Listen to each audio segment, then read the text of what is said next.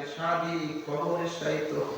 আল্লাহ অন্ধকার কবরের জগতে কি অবস্থা হচ্ছে তাদের সাথে আমার জানা নাই।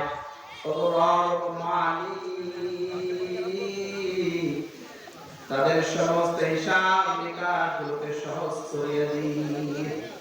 সন্তান যখন বাবা মার কবরের পাশে দাঁড়িয়ে দোয়া করবে,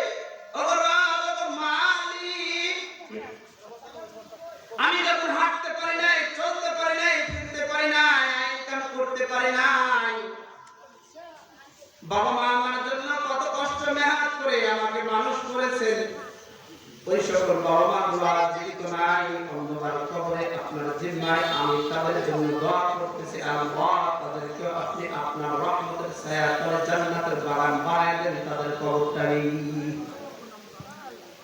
এই জন্য মুহতারাম হাজিরিন, আল্লাহ তাআলার কাছে উত্তম ঋণ কিছু দেওয়া দরকার।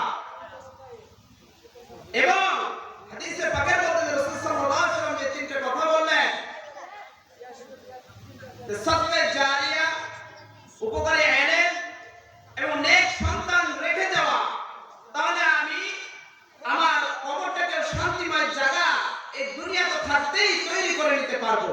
ওই সকল মা বাবার কতই না সৌভাগ্যবান যারা দুনিয়াতে থাকতে তাদের সন্তানকে নেক সন্তান বানিয়েছেন, উপকারী ইলম শিক্ষা দিয়ে তারা বিদায় নিয়েছেন, তারা ওই কবর জগতে গিয়েও সেখানে শান্তিতে বসবাস করছে।